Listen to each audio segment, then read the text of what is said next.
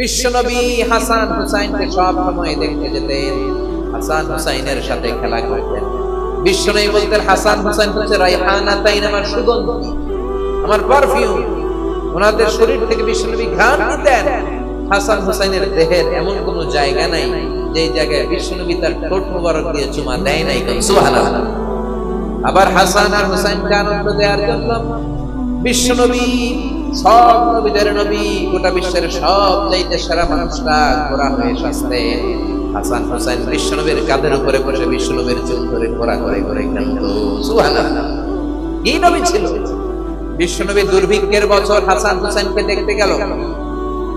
মদিনায় খাবার নাই, পানি নাই, ছাগল আর উটের ওলানে দুধ নাই, সবাই ক্ষুধার্ত, ক্লান্ত, শ্রান্ত, পিপাসার্ত। বিশ্বনবী যখন গেলেন মসজিদে নববীতে জোহরের নামাজে জামাত ইমামতি করে বিশ্বনবীর কন্যা ফাতেমার ঘরে গেলেন। হাসান হুসাইন শুয়ে ছিল, ছোট্ট মানুষ। নানাজির পায়ের আওয়াজ শুনে দৌড়ে এসে বিশ্বনবীকে ঝাপটে ধরলেন। ও নানাজি, কত ভালোবাসি আপনাকে, আপনি আমাদেরকে কত ভালোবাসেন। গতকাল দেখতে আসেন নাই কেন? আজকে সারাদিন শেষে জোহরের পরে আমাদেরকে বুঝি দেখতে আসার সময় হলো?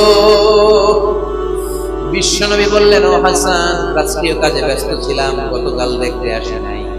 তাতে কি হয়েছে? আজকে জোহরের নামাজের পরে তো দৌড়াদৌড়ি করে চলে এসেছি। হাসান এবার বিশ্বনবীর হাত ধরে বললেন, নানাজি, আপনার কাছে একটা বিচার দিব, বিচারটা ঠিক মতো করবেন কিনা আগে কমিটমেন্ট দেন। বিশ্বনবী বললেন, অবশ্যই বিচার করে দেব। ইনসাফপূর্ণ বিচার করার জন্য রব্বুল আলামিন আমাদের দুনিয়াতে পাঠিয়েছেন, আমি বিচার না করলে কে করবে?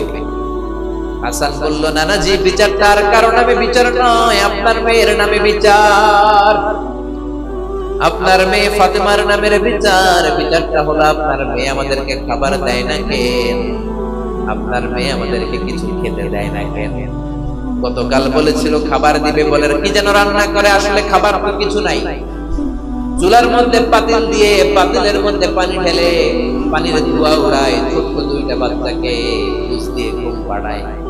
হাসান আর হুসাইন বলল, নানাজি, গতকাল আমাদেরকে বললো খাবার দিবে, ঘুমিয়ে যাও, ঘুম থেকে উঠলে খাবার দিব, ঘুমালাম। রাত্রিবেলায় খেতে খেতে খাবার চাইলাম, আপনার মেয়ে খাবার দেয় নাই। আবার বললো ঘুমিয়ে যাও, সকালে দিব, আমরা দুই ভাই ঘুমিয়ে গেলাম। সকালবেলা খাবার চাইলাম, খাবার দেয় নাই। আবার ঘুম পাড়ালো, আবার খাবার চাইলাম, খাবার দেয় নাই। আমরা তো সহ্য করতে পারি না নানাজি, আমরা ছোট্ট দুইটা মাসুম বাচ্চা, আর সহ্য হয় না ক্ষুধার জ্বালা। আপনি বিচার করেন, আপনি একটা সুরাহা করেন, আপনি আপনার নিজের মেয়ের বিচার করেন। কেন আপনার মেয়ে ফাতেমা আমাদের সাথে এমন করে? কেন ফাতেমা আমাদেরকে খাবার দেয় না? বিশ্বনবীর মুখ দিয়ে কোনো কথা বেরোয় না, ধা ধা করে শুধু বিশ্বনবীর চোখের পানি ছাড়েন। বিশ্বনবী হুসাইনকে ডেকে বললেন, ও হুসাইন, কাছে আয়। কাছে আসার পরে বিশ্বনবী ওনার সামনে এসে দুই পাটা উপরে ঢেকে দিলেন। বিশ্বনবী হুসাইনকে ডেকে বললেন, হুসাইন রে, নজর করে দেখ, আমার পেটের মধ্যে 3টা পাথর বাঁধা। একদিন খাবার না পেয়ে তোদের দুই ভাইয়ের সহ্য হয় না, আর আমি বিশ্বনবী গত 3 দিন আমার পেটে কোনো দানা পানি পড়ে নাই। গত 3 দিন যাবত আমি কিছু খেতে পারি নাই রে হুসাইন। একদিনের ক্ষুধার কষ্টে তোদের যদি এত জ্বালা হয়, আমার 3 দিনের ক্ষুধার কষ্ট বেশি। আজীবন বিশ্বনবী এরকম কষ্ট করেছেন। তায়েফের ময়দানে পাথরের আঘাত খেয়েছেন, উহুদের ময়দানে দাঁত ভেঙে ঝরঝর করে রক্ত পড়েছে। শিয়াবে আবি তালেবে 3 বছর জেল কেটেছেন। প্রথম বছর খেয়েছেন খাসির গোশত, প্রথম বছর শেষে আর কোনো খাসি নাই, সব খাসি শেষ। এবার খাসির চামড়াগুলো পানিতে ভিজিয়ে ভিজিয়ে খেতেন। তৃতীয় বছরেও চামড়া নাই। তৃতীয় বছরে গাছের পাগল ছাল খেয়ে বিশ্বনবী সহ সবগুলো লোক জীবন ধারণ করেছেন।